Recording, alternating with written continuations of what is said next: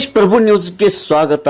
ಸಂಕೇಶ್ವರ ಪಟ್ಟಣದ ಸುಪ್ರಸಿದ್ಧ ಶ್ರೀ ಮಹಾಲಕ್ಷ್ಮಿ ಜಾತ್ರೆ 11 ವರ್ಷಕ್ಕೊಮ್ಮೆ ಜರುಗಲಿದೆ.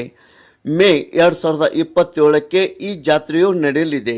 ಈ ಪ್ರಯುಕ್ತವಾಗಿ ಪಂಚ್ ಕಮಿಟಿಯ ಆಯ್ಕೆಯ ಸಲುವಾಗಿ ವಾಲ್ಮೀಕಿ ಸಮಾಜದಿಂದ ಶಿವಕುಮಾರ್ ಸಮಕನವರ್, ಮಾದಿಗ ಸಮಾಜದಿಂದ ಮಹೇಶ್ ಹಟ್ಟಿವಳಿ ಹಾಗೂ ಬಂಜಾರ ಲಮಾನಿ ಸಮಾಜದಿಂದ ರೂಪ್ ಸಿಂಗ್ ಲಮಾನಿ ಉರ್ಫ್ ನಾಯ್ಕ್ ಇವರನ್ನು ಆಯ್ಕೆ ಮಾಡಲು ಶಿಫಾರಸು ಪತ್ರವನ್ನು ಸಮಾಜದಲ್ಲಿ ಮೀಟಿಂಗ್ ಮಾಡಿ ಆ ಪತ್ರವನ್ನು ಶ್ರೀ ಮಹಾಲಕ್ಷ್ಮಿ ಜಾತ್ರೆ ಕಮಿಟಿ ಅಧ್ಯಕ್ಷರಾದ ಶ್ರೀ ಅಪ್ಪಾಸಾಹೇಬ್ ಶಿರ್ಕೋಳಿ ಅವರಿಗೆ ಒಪ್ಪಿಸಲಾಯಿತು.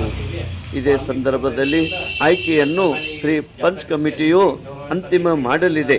ಇದೇ ಸಂದರ್ಭದಲ್ಲಿ ಸಭೆಯಲ್ಲಿ ಉಪಸ್ಥಿತಿ ಪರಶುರಾಮ್ ಕೋಳಿ ಮುಖಂಡರು, ಶಂಕರ್ ಶುಭರಾವ್ ಖಾತೆದಾರ್, ಅದೇ ರೀತಿ ರಾಜು ತಳವಾರ್, ರೂಪ್ ಸಿಂಗ್ ನಾಯ್ಕ್, ಅರುಣ್ ಬಿಜಾಪುರೆ, ಸುರೇಶ್ ನಿಮಾನೆ, ಅರುಣ್ ಸಮಕನವರ್, ವಿಜಯ್ ಜೈಕರ್, ರಾಜು ಕುರ್ನಿ, ಸಂಘದ ಪದಾಧಿಕಾರಿಗಳು ಹಾಗೂ ಸಂಕೇತ್ ಕಾಳೆ, ಗಣೇಶ್ ಕಾಳೆ, ಅಕ್ಷಯ್ ಗಸ್ತಿ ಮತ್ತು ಸಮಾಜದ ಬಾಂಧವರು ಉಪಸ್ಥಿತರಿದ್ದರು.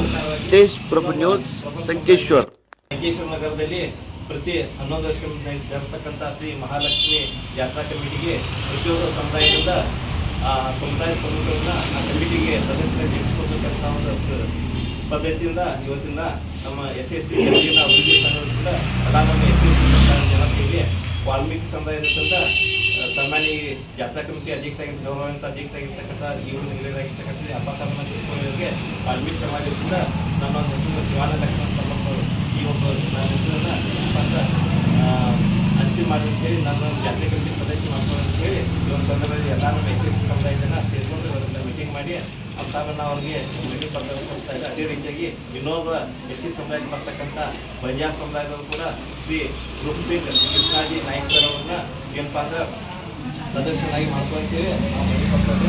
ಅದೇ ಪ್ರಕಾರವಾಗಿ ಇನ್ನೊಬ್ಬ ಪ್ರಬಲ ಸಮುದಾಯ ಇರ್ತಕ್ಕಂಥ ಮಾದಿಗ ಸಮುದಾಯದ ಮುಖಂಡರಾಗಿರ್ತಕ್ಕಂಥ ಶ್ರೀ ಮಹೇಶನ ಹಟ್ಟಿವಳಿ ಅವರು ಕೂಡ ಈ ಒಂದು ಕಮಿಟಿಯಲ್ಲಿ ಮಾದಿಗ ಮುಖಾಂತರ ಹೇಳಿ ಅವ್ರ ವಿಚಾರವಿದ್ದರೂ ಕೂಡ ಅವರ ಒಂದು ಅರ್ಜಿಗಳನ್ನು ಬರ್ಕೊಟ್ಟಿದ್ರು. ಪಾಪ ಅದನ್ನು ಆ ಸಮುದಾಯದವರ ಸಂಬಂಧಿಕರಾಗಿ ಸಂಪರ್ಕ ಹೆಚ್ಚಾಗಲು ಈ ಒಂದು ಸಂದರ್ಭದಲ್ಲಿ ಅಪ್ಪಸಾಹೇಬರಿಗೆ ತಲುಪ್ತಾ ಇದ್ದೀವಿ. ನಾವು ಭಗವಂತನ ಬೆಳ್ಕೋದಿರ್ತಂದ್ರೆ ಅಪ್ಪಸಾಹೇಬರಿಗೆ ಆ ಮಹಾತಾಯಿ ಒಳ್ಳೆಯ ಆರೋಗ್ಯ ಐಶ್ವರ್ಯ ಕೊಟ್ಟ ಈ ಜಾತ್ರೆಯನ್ನು ಯಶಸ್ವಿಯಾಗಿ ಮಾಡೋದಕ್ಕೆ ಶಕ್ತಿ ಕೊಟ್ಟು ಈ ಒಂದು ಸಂದರ್ಭದಲ್ಲಿ ಬೇಡ್ಕೊಳ್ತಾ ಇದ್ದೀವಿ.